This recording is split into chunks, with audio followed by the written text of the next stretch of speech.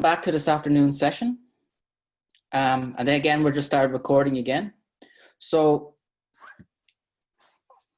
this afternoon, I'm going to be introducing the AFLOW database and the AFLOW API. So I'll show you how you can access the data programmatically. And this was something that somebody actually asked about in the yesterday morning session. So we'll show how so I showed yesterday how you can access the data through this web portal. Now I'll show you how you can do it automatically so you can generate entire collated data sets. Okay, so let me start sharing my screen.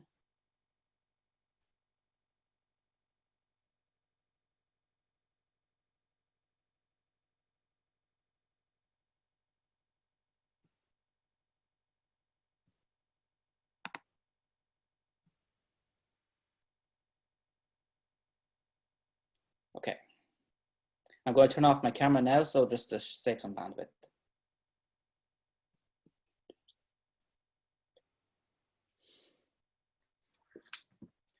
Okay, so like I said,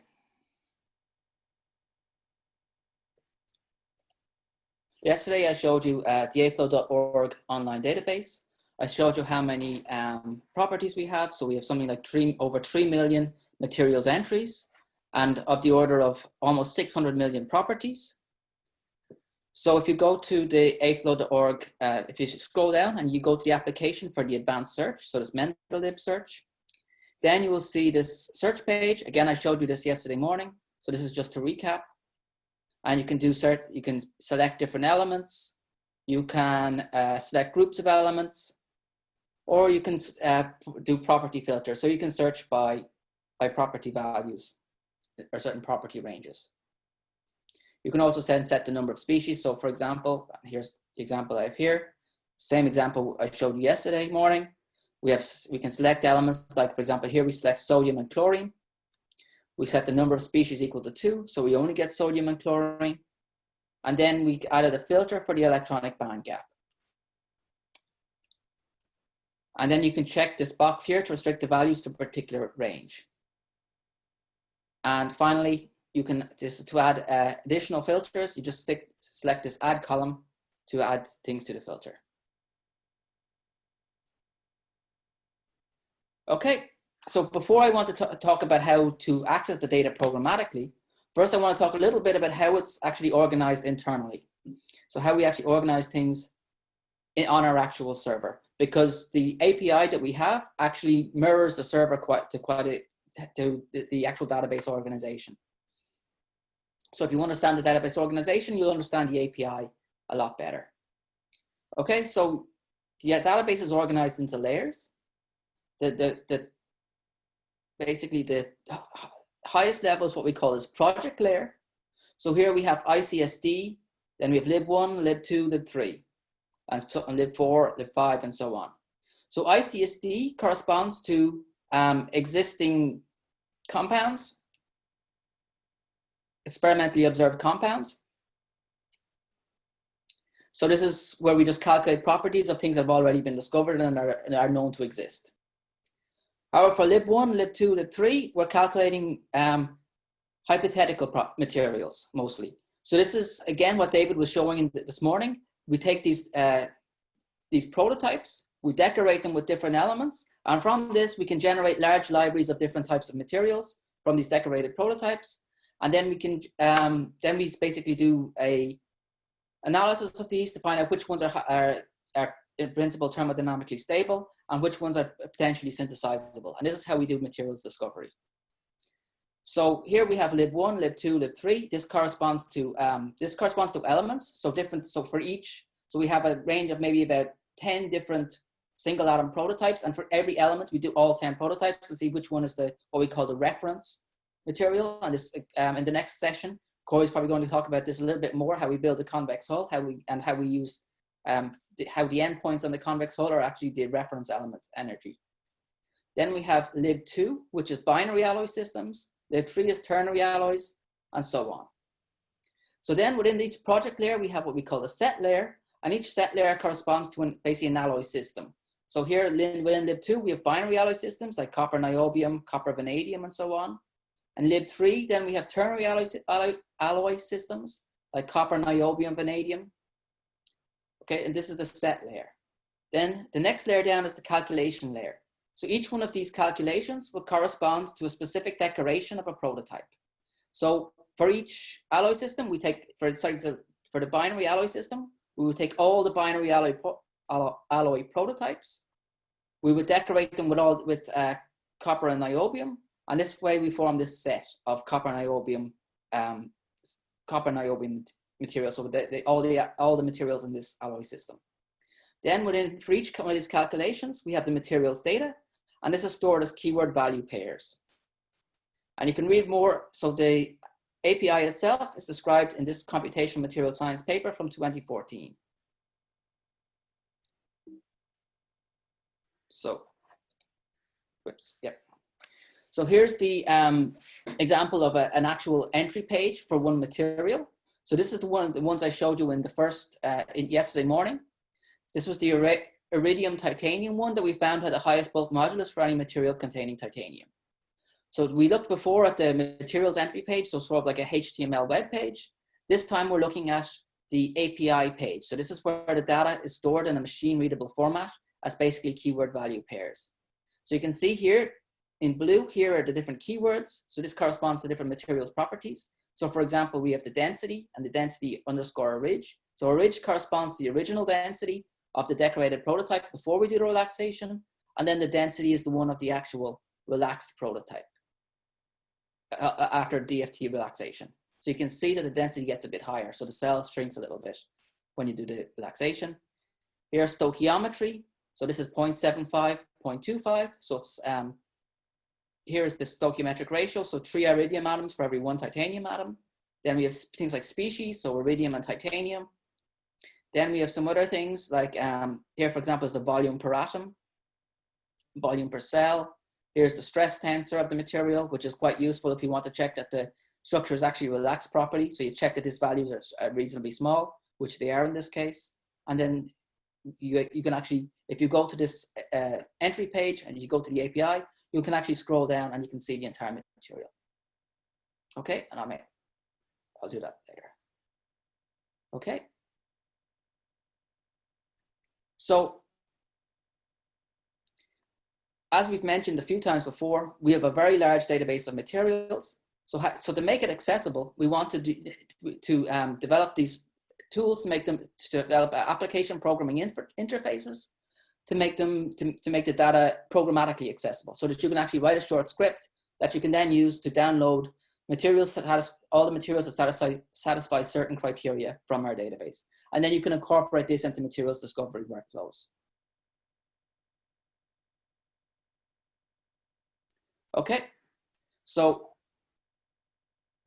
before I go into and explain in detail how these actually work, if you actually navigate to here in the portal, so desktop, AFLOW day 2, 05 underscore database, AFLOW underscore REST API, and you'll see this script, REST API.py. So this is a Python script that will actually implement, that accesses our API. So I'm just going to open it up over here.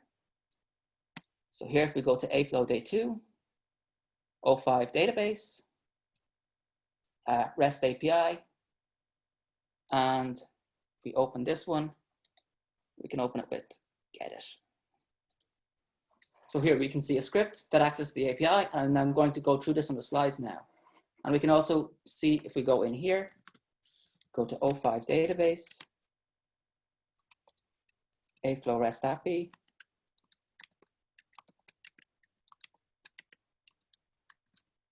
and we can see the REST API.API here.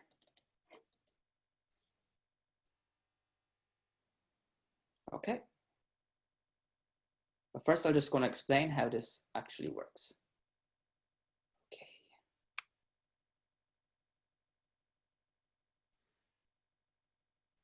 Okay. So the AURL has a form. It has this. So you have the server, which is the specific machine that you're trying to access. Then a colon. Then it is AFLOW data. And then you have this. Then you have different layers. So /project, /set, /entry, and the question mark, and the keyword you're looking for. So again, it's essentially the same structure as in the underlying database. So to show you an example, so here's this, if we want to download the formation enthalpy per atom for the ternary Heusler structure T001.82BC with this composition, then so here the server is aflowlib.duke.edu. Then the project layer will be lib3_raw. The set layer, again, because we're looking for copper, titanium, zinc, is cu_pv ti_sv zn. The entry, so this is the prototype for this that has been decorated for this alloy system. So again, it's the prototype label T001.82BC. And then we have question mark, and then we have the keyword. And in this case, because we're looking at the formation enthalpy per atom, the keyword is enthalpy_formation_atom.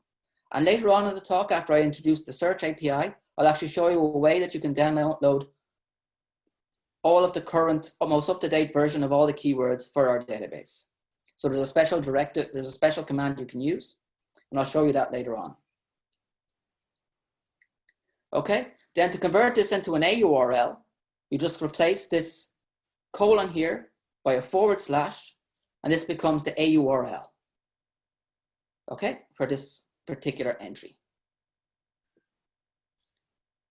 And if you want to see the full list of entries that are in this system, we can do this by using this keyword. So instead of querying at the entry level, we can also query at the set layer level. So we put in the query with the question mark, and then you use aflowlib_entries keyword, and that gives you a list of all the entries that are in this set layer. So I'm just going to plug this directly into browser just to show you how this actually works.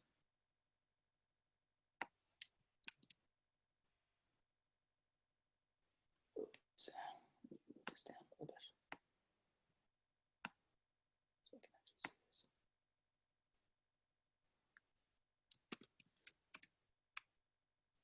Okay, so here I've put in the keyword, and then you can see you basically just get a string, a comma delimited string with all of the keywords.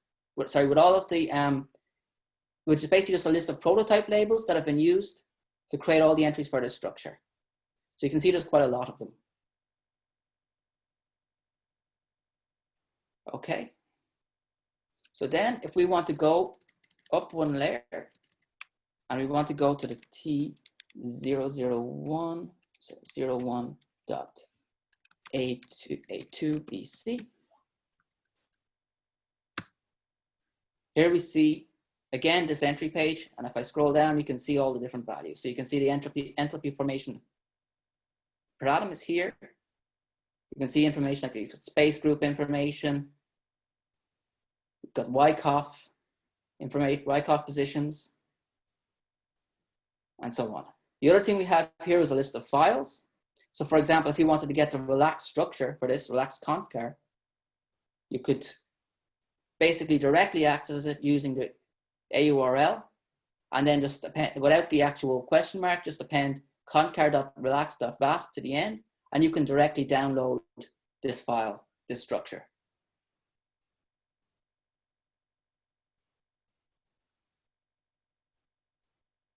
Okay, and then the other important thing to mention here is this, what we call the AUID. So this is the AFLOW unique identifier.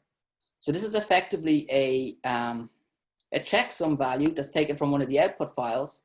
And it's essentially because each output file will have a different date, run at a different time, have different results. The checksums will all be different. So this acts as a unique identifier for a particular calculation. And because then we can regenerate it at any time from the output file of that calculation, it's something that's sort of permanent and it's affixed to a particular calculation. So if there's something changes in a calculation for a particular entry, if we rerun the calculation, then this value will change. So it'll tell you that it's a different calculation. So this sort of acts as a versioning system. Okay. So now I'll go back to the slides and I'll start going through the script. Okay, so here's the script, the Python script to download to access the API and download the space groups. So if you see the tutorial script REST API.py, you should see the same script in your own directory. Okay, so here we have the server aflowlib.duke.edu/aflowdata. We have our project layer, which is lib3 because we're looking for ternary alloys. Then here we're looking at, we have a set layer. So in this case, we're interested in copper, titanium, and zinc. And then we want to download the list of entries in this system because this example is what we want to do with this example is we want to download all the space groups for this particular alloy system, for all the structures in this particular alloy system, for all the entries in this particular alloy system. So first we need to get the list of entries that are actually in this alloy system. So that's what we do here. We create this query, so the project layer plus the set layer plus the entries, which is this aflowlib.entries. And then we query this. This will return a JSON response. Or sorry, no, it won't. It will return a string, comment eliminated string. So we basically then clean that response up. We split it on the commas, and then we get a list of the entries. Then we loop over this list of entries. So here we take the server, the project, the set, then we add each individual entry to the string, and then we want to download the space group. So here the keyword for the space group that we're looking for, we're going to look at the relaxed space group. So you can also look at the original space group of the prototype of the material before relaxation. But here we're looking at the relaxed one, so we do space group underscore relax. So then you append all these different strings together. This gives you the URL that you want to access for each particular entry. Then you open that entry, you retrieve the space group. And then at the end, we just print out everything. So we print out for each entry, we print out the space group, and we loop as we loop over the entries.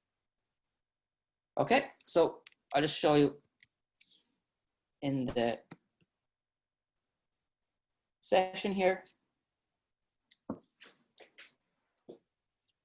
So if we go to, again, 05 underscore database / aflow underscore REST API, and you can open up this file as well. So you'll see it's basically the same file I just showed you with some additional comments for your information. So to run it, make sure that you've loaded the module for the appropriate module. Well, I just checked that I've loaded, so mine is already loaded. But if you want to load it again, just do module load AFLOW if you've logged out and want to log back in. Okay. So now that that's loaded, we should be able to have access to Python. Then if you just do Python and run the script, it should run, and then it will start printing out for each prototype label. So each one of these has been run for the system, they'll start printing out the space group number. Okay. So that's been successfully completed. Okay. So let's go back to the slides.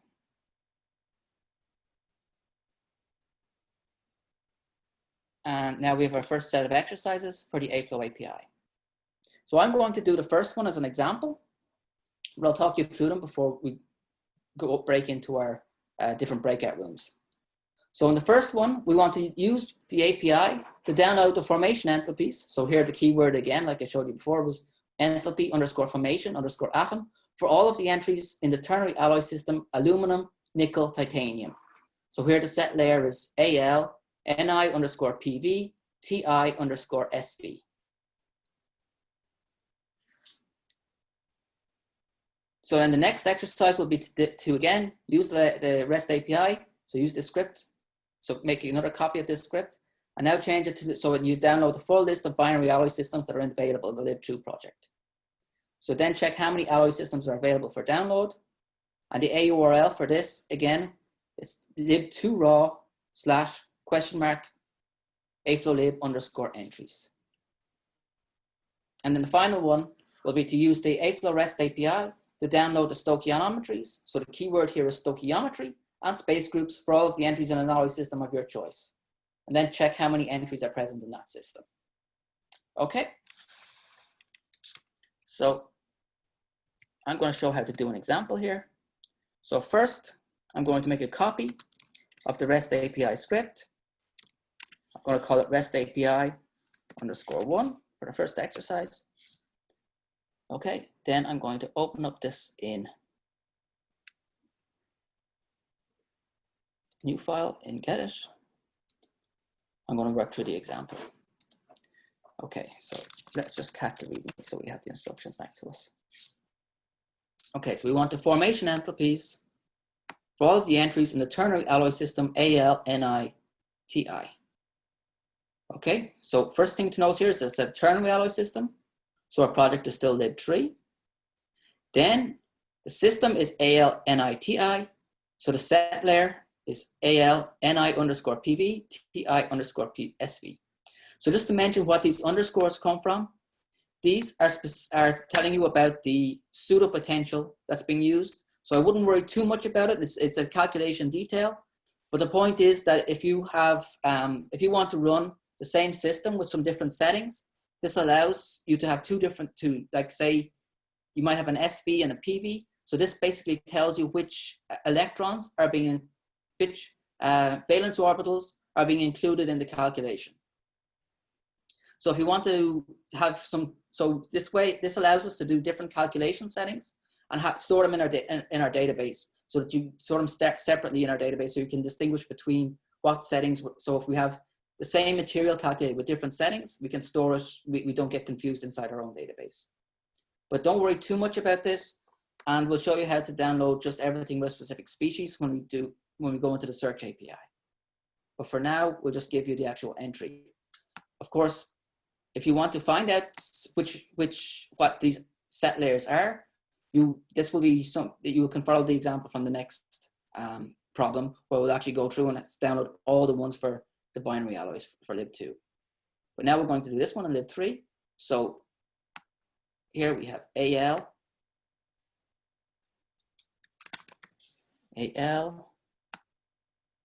NI_PV NI_PV TI_SV. Okay. So again, we download all the entries. We split up the entry list.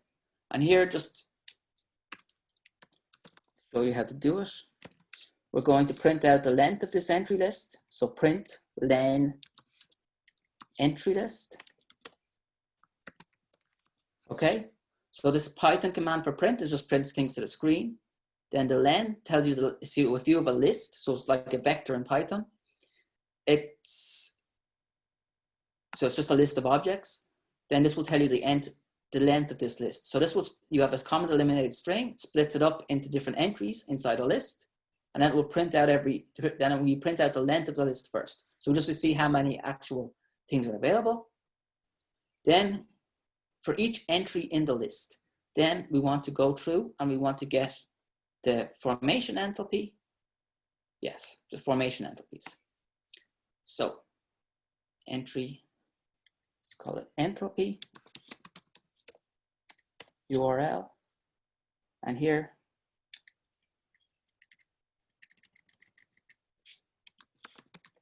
enthalpy formation atom.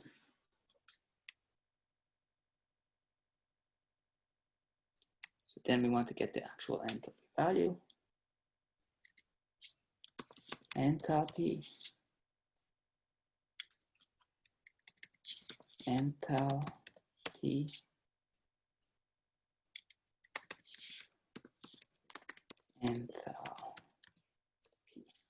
Okay, so here we create the URL to access each entry's formation enthalpy.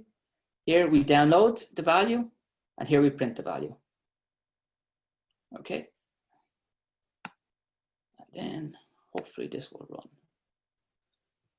Python REST API _1. So here, here it's running, it's downloading everything and printing everything out. If I scroll up to the very start, Whoa, there's too many of them. Okay, anyway, while this is running, if anybody has any other questions, just please put them in the chat before we break up into the breakout rooms. Otherwise, we'll start breaking up into the breakout rooms once this thing is finished running. So I don't know if you managed to see at the very start, but it was something like 638 different entries. So that's why it's going to take some time to print everything, to run through all. And now what it's doing now is it's basically looping over. So for every time it comes across a new entry, it's generating a new query. So you can see this is a bit slow to download everything. And that's why I'm going to, after this, we'll show you how to use the search API where you send one search for everything, and then you download all the data in one chunk. And it speeds it up quite significantly. Okay, so now we've printed everything out and the script has run successfully. So now, if we want to go back to our exercises, I think it's time for us to break up into our breakout rooms. So we've already done the first exercise now. So if we do exercises 2 and 3, where we again copy the script and this time into maybe a rest_2.py and download all the entries in the lib2 project. And this is the AURL. So this is the set layer will be lib2_raw. And the entry, so the keyword will be lib_entries. And then the final one will be to download the stoichiometries and space groups for all the entries in an alloy system of your choice. So you can do either a binary alloy system or a ternary alloy system, and then check how many entries are present in this system. And you can do this just by printing out the length of the entries list. Okay, so if we want to go into the breakout rooms now, unless anybody has any other questions before we break up.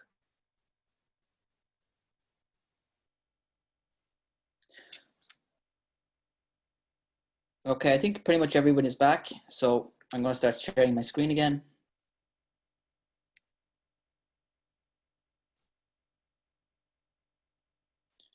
Okay. So just now we saw how to use the AFLOW. So sorry, yesterday morning I showed you how to use the AFLOW search page. So you can actually search for entries that have specific values or values in specific ranges. Now I showed you how to programmatically access the database. And we want to combine the functionality of these two so that you can actually perform searches programmatically. And to do this, we've implemented this AFLUX search API. So it enables the search functionality through the query part of the universal resource identifier. It supports this use of several logical operators. So here's this operator scope can be inter-property or intra-property. So here's the different logical operators that are supported. So we have these block. So the block operators are represented by parentheses. So this allows you to set precedence or specify which values belong to which keywords. Then we have an AND operator that's represented by a comma. An OR operator is represented by a colon. The NOT operator is represented by an exclamation mark. Then we have a loose operator, which is represented by an asterisk. So this is kind of like a wildcard operator. It allows you to search for values in specific ranges. So if you want to have something that's, say, greater than 10, you'd have 10 star. Less than 10 would be star 10. Then you can search for string matching. So if you want to enter in a string, you use this this apostrophe. And the mute operator is this $sign. So this allows you to search for something that, you can specify a filter without necessarily returning values for that filter. So you might just be interested in saying, in restricting the values to be within a certain range, but you don't really care about that value. I'll show you an example where you're using this in the script. Okay, so here's how the actual query looks. So you have you have two parts. You have the server. In this case, we have aflow.org/API/AFLUX/v1.0. Then we have the query part. So this is after this question mark, and we have two parts. We have what we call a matchbook, and we have the directives. So the matchbook is materials keywords with arguments. So here's an example. Again, we have, if we're looking for species, so this allows us to specify specific elemental species. So we can do, here we have sodium or potassium and chlorine. N species, so this is the number of species. We restrict this to 2. So we're basically looking for everything that's sodium chloride or potassium chloride. Then we would have the E gap. So this is the energy, this is the electronic band gap. It's restricted to be between 1 and 5 electron volts. So greater than 1 electron volt and less than 5 electron volts.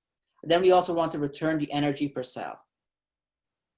And to get a full list of these keywords, you can use the schema directive. So you have the server and then you question mark schema. Then we have the directives. So other directives are things like, directives are mostly formatting instructions or to restrict to certain parts of the database. So format directive, it takes arguments like JSON or HTML. And that basically gives you what kind of file format the data is returned in. Then you have the catalog, which then you can restrict to things like ICSD, lib1, lib2, lib3, and so on. And then paging keyword, that restricts what, how much data is returned. So you can have, you can say if you want the first page of 40 entries, so you want to have 40 entries returned at a time, you have 1, 40. And it's sorted in, we also have sorting. So sorting is controlled, again, is controlled by this paging. So it's going to be sorted in ascending order of the first materials keyword. And you can reverse this order by using a negative page number in the argument. So if you have paging -1, you'll get the, in descending order, so you get the highest values first. Okay, so before we do that, let me just show you, if we go back up one level.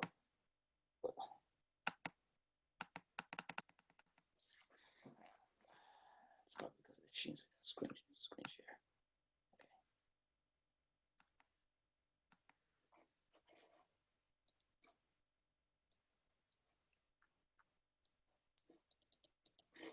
Okay, my terminal is frozen.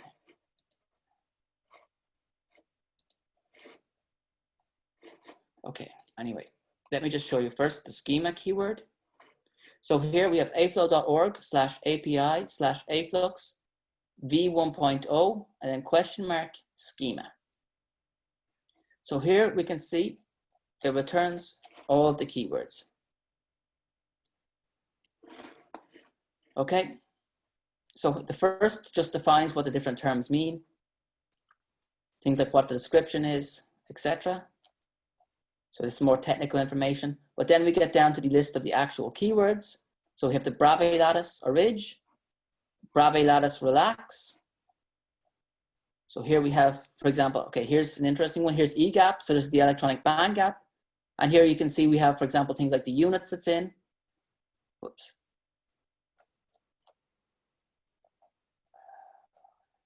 Yeah, here's the units. It's in electron volts.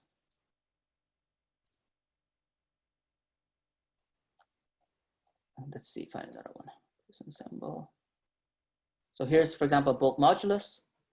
And here we have the units are in gigapascal. So if you want to find things like what is the specific keyword for a particular value, or what a specific keyword might mean, or if you want to get what units the values are in, you can use the schema directive. Okay. So let me go back to the slides. And here I'll show you the example of an AFLUX script. So if you open up, if you look at the AFLUX AFLUX.API script in the directory, the AFLUX directory inside 05_database, you will see this specific script. So here we have this top. So here we have the AFLUX server. So here it's http://aflow.org. Here we have our API. This is API/AFLUX/version 1.0. So this is the first part. This is the server part, basically. Then we have our matchbook. Here we have, again, it's the same query I showed you before. It's species, sodium or potassium and chlorine. N species 2, energy gap between 2 and 5 electron volts, and then energy per cell. And here we have our directives. So here we have paging 0. So this means to return all of the entries that satisfy this query. And then our summons is going to be made by adding together the matchbook and the directives with a comma in between. So basically our whole query will look about this, this, this, this, and this. So then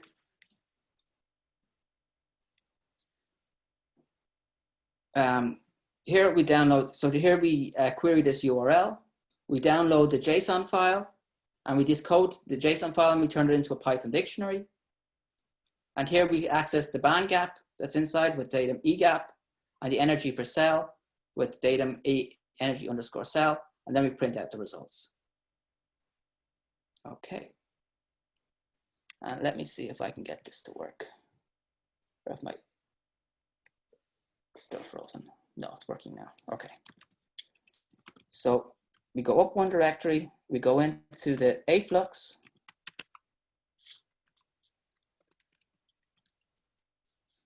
And here we see our AFLUX API.py. So we go in here to day 2, 05 database, AFLUX. We can open this with gedit.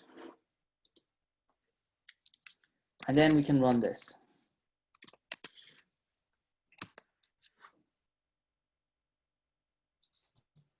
Okay, so now it's printed out.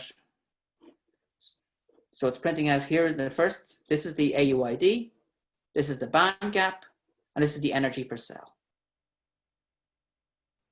So if we want to get some additional information, for example, we might want to put in, we want to see what the compound name for each one of these things is. We can add a line here, compound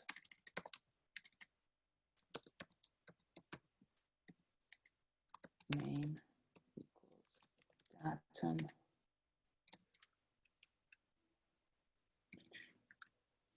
compound. And the compound is one of the things that's automatically returned by AFLUX, if I remember correctly. Let's see.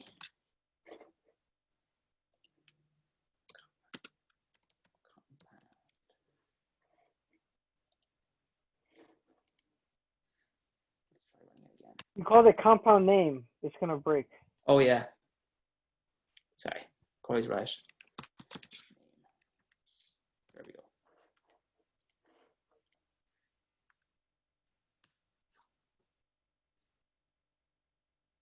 Okay, so there we go. We can see the entries that are it's finding is just, so the only entries it finds with this in this band gap range are all potassium chloride. So it looks like there's no sodium chloride in this band gap range. So let's see what happens if we increase the band gap range, if we can find some with sodium chloride. 1 to 15.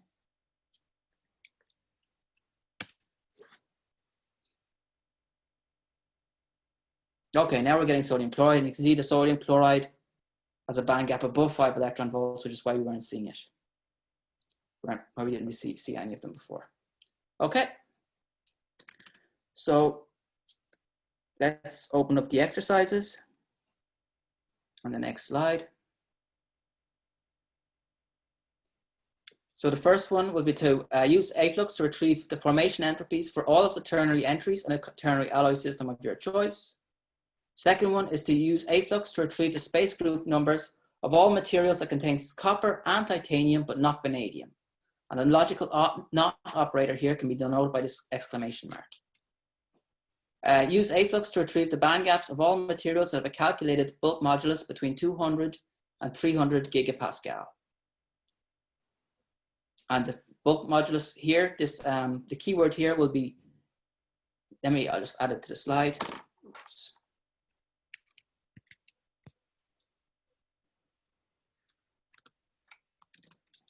Keyword is AEL bulk modulus underscore VRH. Okay, so that gives us your bulk modulus keyword. And then use AFLUX to retrieve the materials that contain the element tin, but not lead, and that have a band gap between 1 and 3 electron volts. How many such materials are available? Okay, so if we want to start going into our breakout rooms again, and then we can start working on these exercises. And remember here again that the formation enthalpies, it's enthalpy underscore formation underscore atom is the keyword. And the space group number will be space group underscore relax. Okay, it looks like most people are coming back now. So if we want to start, just very quickly resume to say a few words before we break up, to take a short break before the next session. Okay, I'll just share my screen. And I'm not going to run through all of the exercises, but I'll just do the last one here, which is to find ones that contain the element Sn, but not Pb, and have a band gap between 1 and 3 electron volts. So here we have matchbook, species, Sn, and not Pb.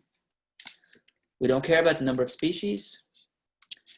We want a band gap between 1 and 3 electron volts, and that's all we care about.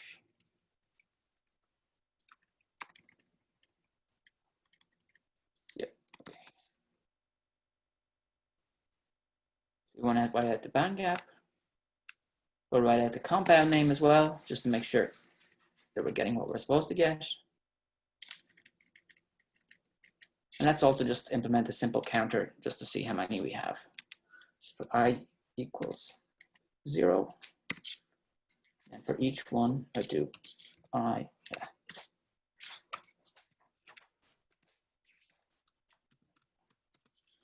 I equals I plus 1. Then print I at the very end. Save. Python AFLUX API 4.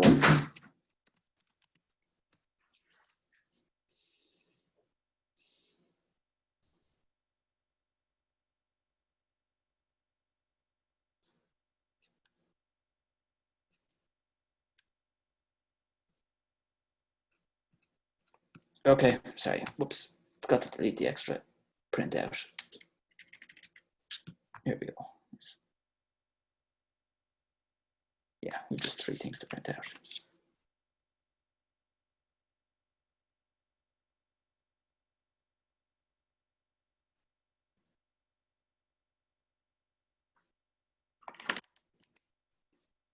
Yep, so we get 404 entries. So anybody who got this value is correct.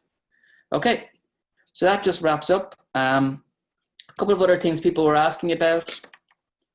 Probably the biggest question was where this address again for the keywords. So this is, and I'll put this into the chat now so you can see it more easily. Let me get the chat.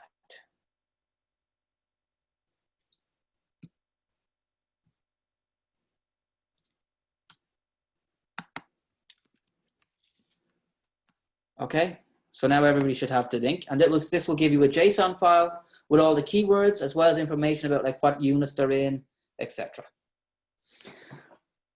Okay, so unless anybody has any other questions, we can wrap up this session, and we can take a 5-minute break before we start the next one. And where Corey will be and Rico will talk about material stability, calculating convex hulls, correcting formation enthalpy for non-metals, etc. Okay. So let's start back again in about 5 minutes. I'll stop sharing my screen. Okay, thank you very much.